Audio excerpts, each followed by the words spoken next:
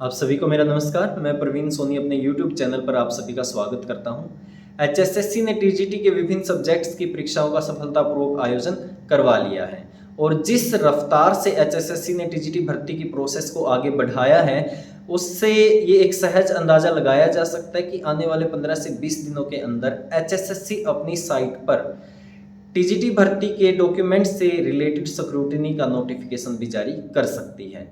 तो ये स्क्रूटनी होगी कैसे, कौन से वो डॉक्यूमेंट्स है जो स्क्रूटनी पे के टाइम पर हमें साथ लेके जाने हैं, वो डॉक्यूमेंट्स सेल्फ अटेस्टेड होंगे या किसी गजटेड ऑफिसर से हमने उनको अटेस्टेड करवाना है। तो ये कंप्लीट इन्फॉर्मेशन मैं आपको इस वीडियो में प्रोवाइड करवाऊंगा और इसके लिए आप मेरे वीडियो के अंत तक जरूर बने रहिएगा। और साथ ही एक रिक्वेस्ट भी आपसे करूंगा कि आप मेरे यूट्यूब चैनल को सब्सक्राइब कीजिएगा और ज़्यादा से ज़्यादा इसे शेयर कीजिएगा।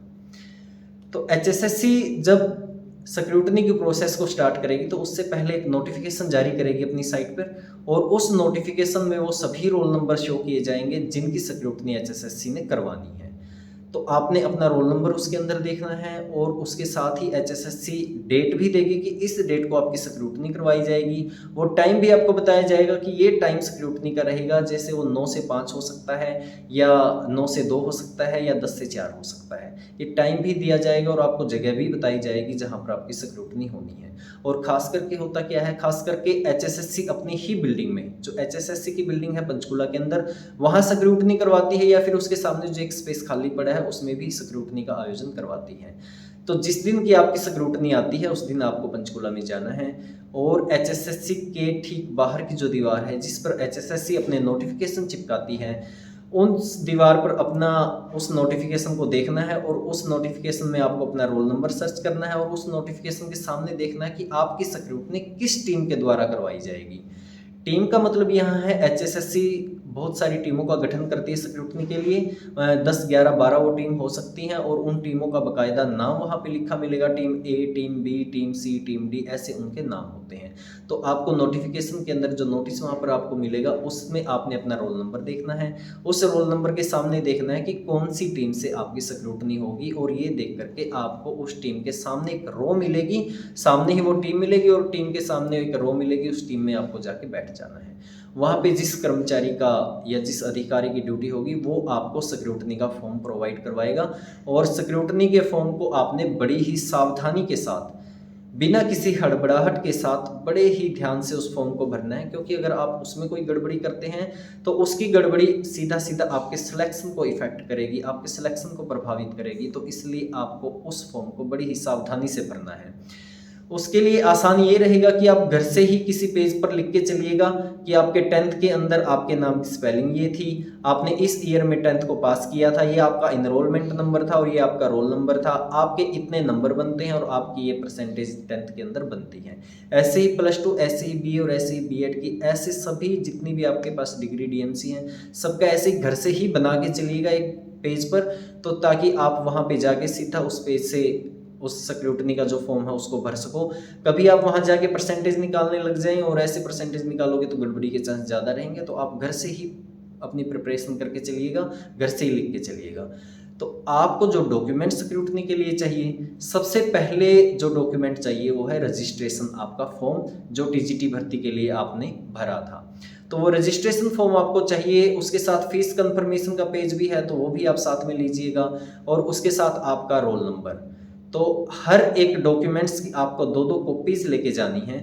वहाँ पर आपकी एक कॉपी सबमिट करवाई जाएगी, लेकिन फिर भी आपकी सावधानी के लिए आप 2 कॉपी इसकी घर से लेके चलिएगा, क्योंकि अगर किसी डॉक्यूमेंट्स की ज़रूरत पड़ जाती है तो आप वहाँ पे फिर फोटोस्टेट वाले की दुकान या स्टेशनरी की दुकान को ढूंढें। तो इससे अच्छा है हम घर से ही पहले ही एक कॉपी एडवांस में लेके चलें। तो आप 2 कॉपीज़ घर से लेके चलिएगा।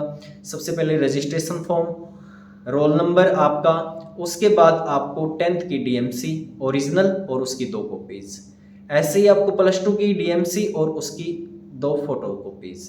उसके बाद आती है आपकी BA। तो BA में आपके, अगर आपके सेमेस्टर वाइज आपने BA की है तो हर एक सब्जेक्ट, हर एक सेमेस्टर की, फर्स्ट सेमेस्टर की, second, third, fourth, fifth, six, 6 semester BA के अंदर बनते हैं तो 6 की 6 की DMC।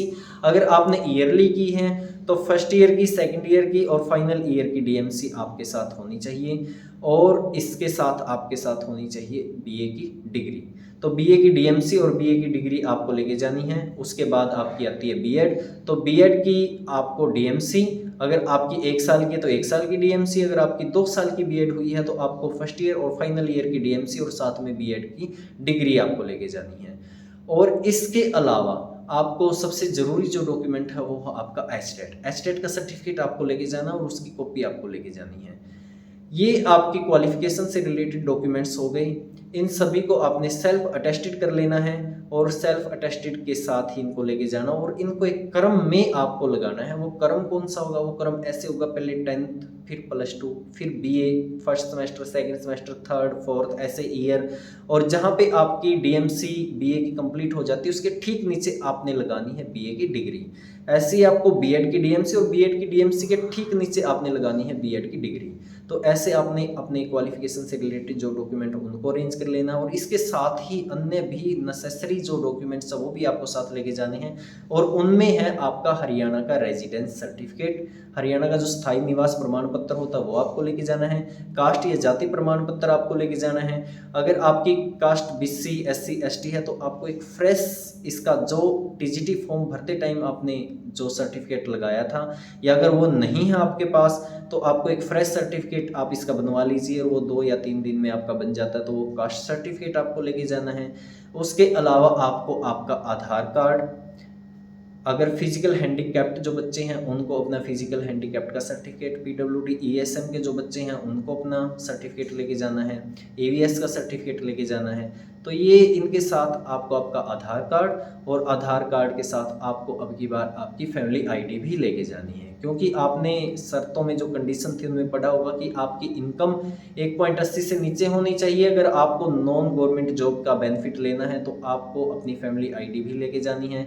और इसके साथ आपको लेना है जिन बच्चों ने नॉन गवर्नमेंट जॉब के लिए 5 मार्क्स का जो बेनिफिट के लिए क्लेम किया है उन्होंने अपना ये नॉन गवर्नमेंट जॉब का जो एक एनेक्सर एचएसएससी ने दिया है वो आपको तहसीलदार से वेरीफाई करवा के लेके जाना है।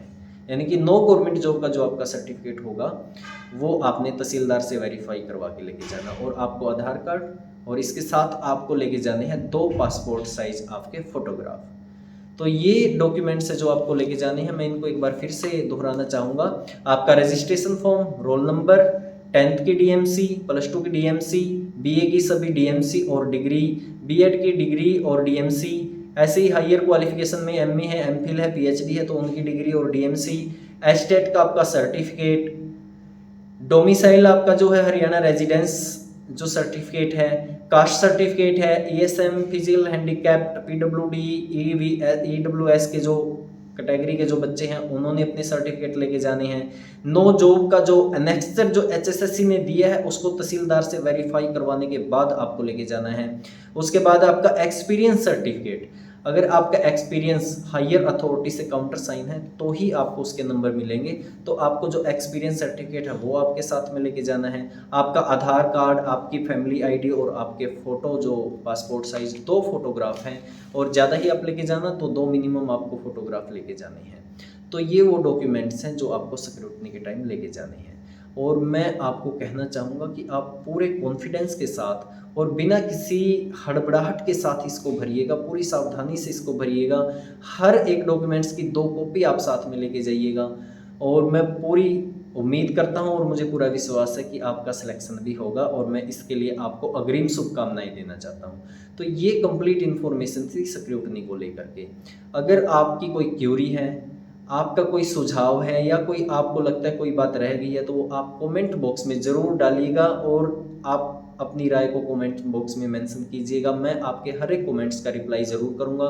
कोई आपकी क्यूरी है तो आप ज़रूर पूछिएगा। और आप आगे के लिए भी मेरे चैनल के साथ बने रहिएगा। आपको सभी जितनी भी इंफॉर्मेशन है इस चैनल से प्रोवाइड करवा दी जाएंगी। धन्यवाद।